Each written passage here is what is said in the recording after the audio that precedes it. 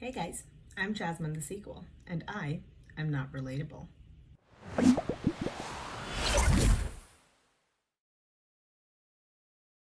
So today I actually wanted to talk about something a little bit different. You guys might have heard of the activist Virgie Tovar. Hi, my name is Virgie Tovar, and I'm the author of You Have the Right to Remain Fat. In the book, I talk about the differences between body positivity and fat activism or fat liberation. She's been all over the internet. She's done a TED Talk. She's written several books, I think 3 in total. She's written several opinion pieces for a lot of different magazines and online publications. And she speaks mostly on the subject of fat acceptance and body positivity. I, fun fact, have struggled with my weight my entire life. For as far back as I can remember, I've had a little bit of a weight problem. I have been much heavier than I am now, and I've been much lighter than I am now. And I've got a few opinions. The video that we're going to be discussing today is an interview she did with Nylon magazine. This is the least offensive video of hers that I have come across. The other two are the TED Talk that she did and the cake-related fat-phobic incident one. I think that one's called Take the Cake. That one's, I think, the most viral, so I'll leave that one and my opinions about it towards the end. But even with just this 2.5-minute long interview, I had a lot of thoughts and not very many of them were happy. So I thought rather than making one very long video, I would split it up into a 3-parter. Each part is going to be focused on a different video. So this one is going to be focused on the interview that she did with Nylon magazine, where she talks about the difference between body positivity and fat acceptance. The way the video is formatted is she has 4 points in total on how she feels the body positivity movement can be enhanced or improved. I'm gonna play each clip and then I'll give you my thoughts about it after. What I've found since body positivity has eclipsed fat activism is that positivity seems to be the biggest, demand of the movement. The thing is that positivity isn't exactly a political resource. So it's important as we're thinking about moving forward as a political movement, what do we really want? And in fat activism, the demands are pretty clear. Body positivity doesn't have that same focus. If they're gonna be a part of a political movement, you need to know what the purpose, what the vision, and what the plan of that movement is. So first, why does the body positivity movement need improving to begin with? I don't understand. And if it does need improving, then what gives Virgie Tovar the authority to dictate what improvements should be made to this movement? Body positivity has eclipsed fat activism for the same reason that Virgie seems to have a problem with it. It has a much, much bigger umbrella. It's a much bigger tent, and it includes a lot more people. Body positivity is something that can be embraced by anybody, whether they're thin, muscular, have loose skin, have stretch marks, have amputations, burn marks, or scars. Fat acceptance is something that applies only to fat people. By its very nature, it's extremely limiting. Body positivity is not a political movement. Fat acceptance isn't a political movement either. Both of these are social movements. Neither one of them have any political agenda. They don't have any what are traditionally considered to be political opinions involved in them. There are no parties that run on this platform. There are no candidates that are currently running for office. It is simply not a political movement. And I don't understand why just being happy about the way that you look be enough.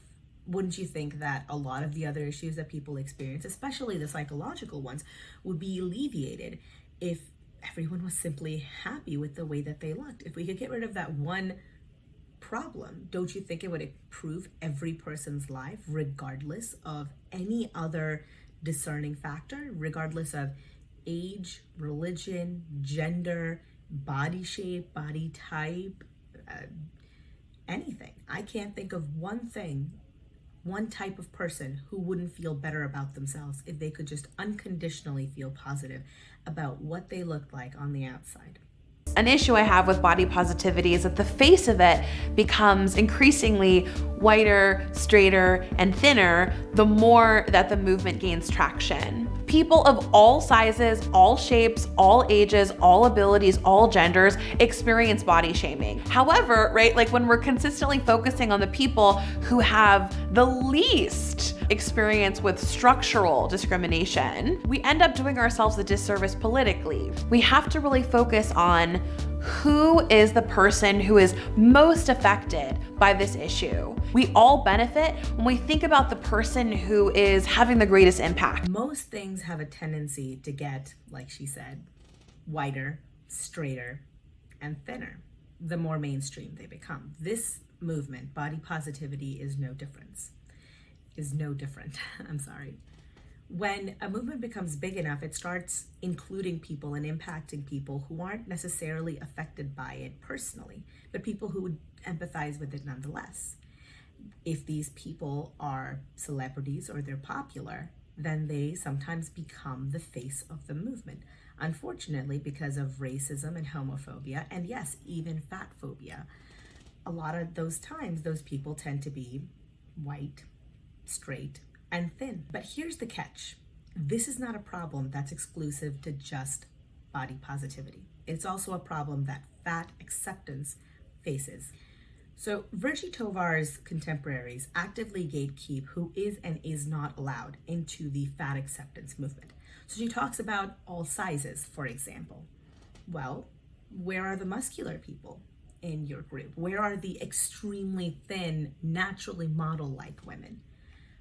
I haven't seen a single one of them act as the representative, and they do represent a group of people.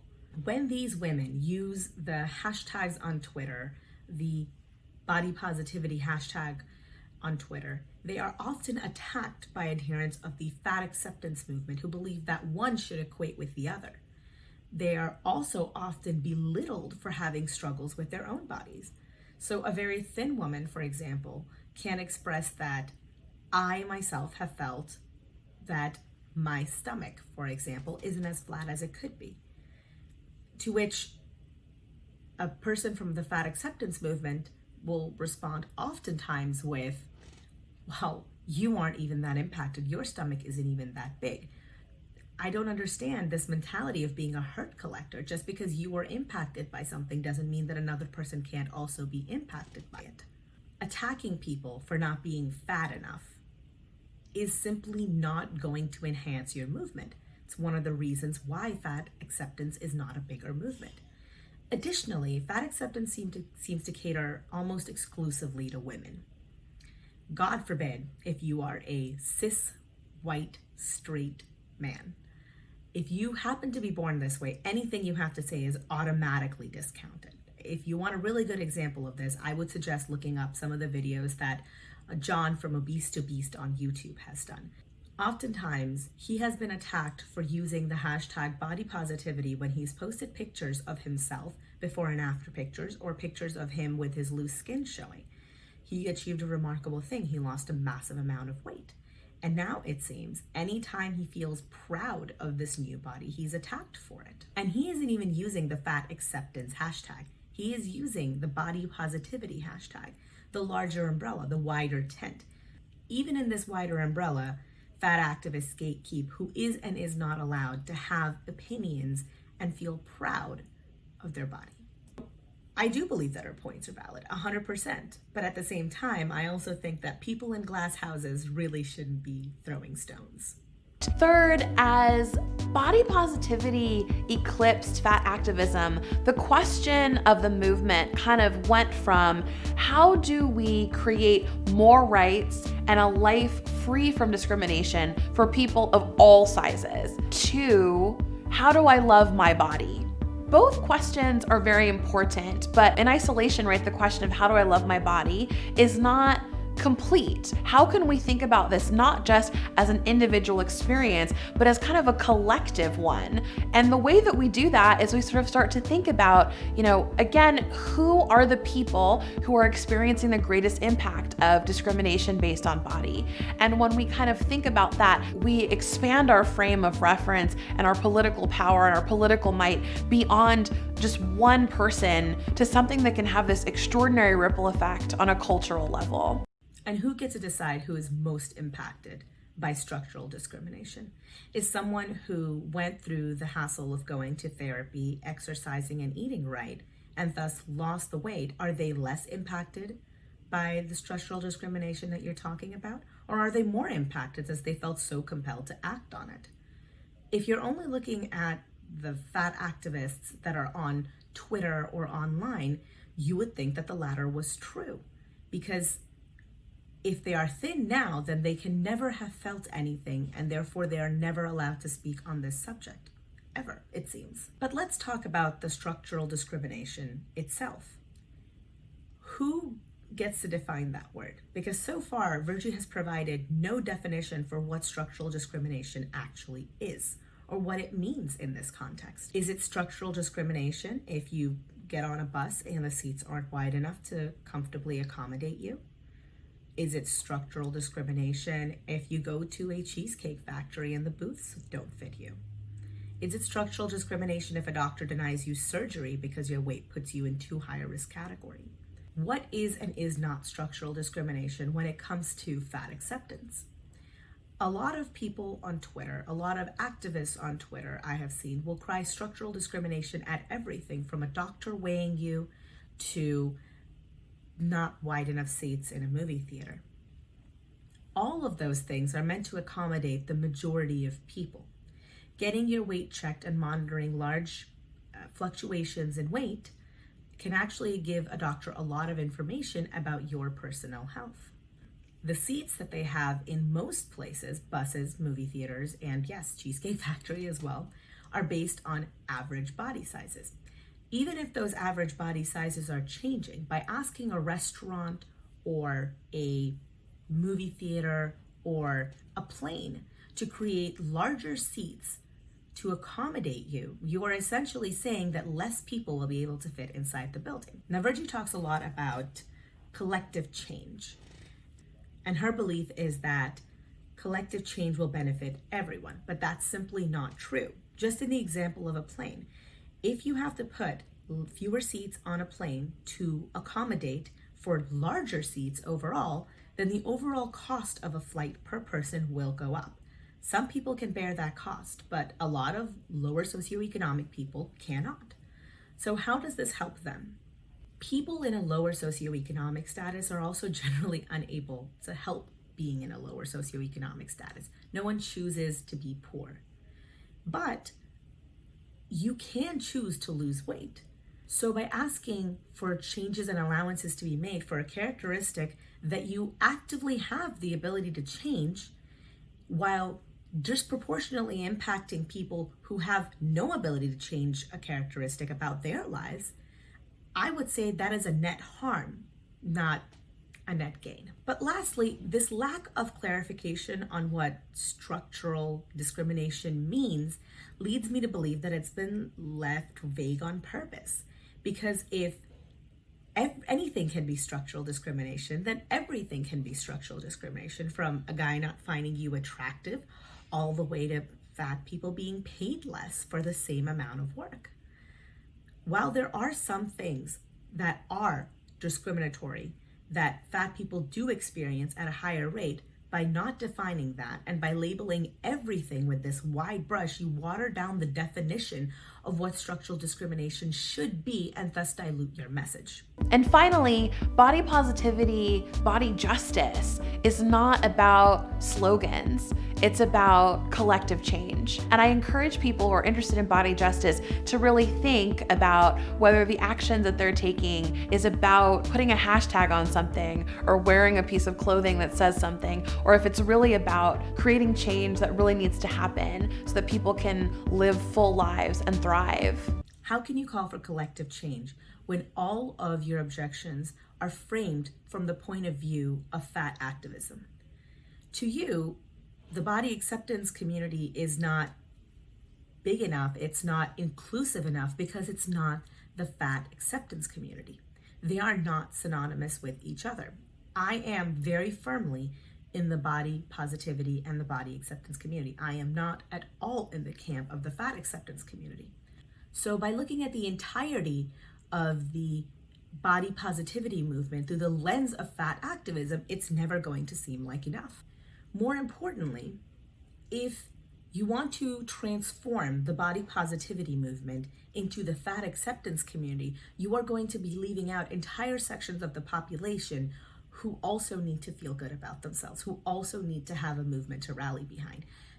Straight white men, for example, muscular people, fit people, thin people. All of those people are automatically and summarily rejected from fat activism. And by trying to mold body positivity into fat activism, you are once more pushing them out. I find the fact that Virgie Tovar says it's not about slogans to be very funny, especially because she is both the founder, creator, and the purporter of the hashtag lose hate not weight. A ridiculous slogan if I've ever heard one. I don't understand why you can't do both. Her definition of full lives is also not something that I can get behind. Living a full life means being able to run after your kids, going on hikes with your friends, living to be 90 and 100, not living in pain every day of your life, not worrying if you'll be able to buckle the seatbelt, not living with the stress that you might not qualify for life-saving surgery. Those are just the few things that you will be impacted by that have nothing to do with societal standards. The MRI machines, the CAT scans, these machines were not created actively to keep very heavy people out. These machines were created to be effective at what they do. I am not a biomedical engineer, so I cannot tell you if we can have a machine that works just as well and yet be able to accommodate a larger weight. What I can tell you is that not many of those exist. So if you get sick right now, today, then weight loss is your best action. And by having a slogan like lose hate, not weight, you are keeping people from living their best lives. In conclusion, all I want to say is that Virgie Tovar is doing people harm. I don't think that her form of activism is good or healthy.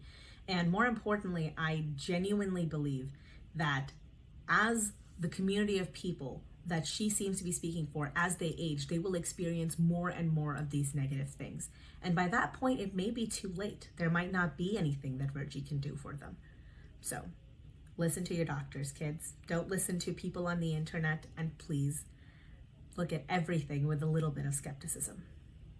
Once more, I'm Jasmine, the sequel. And remember, I'm not relatable. Peace.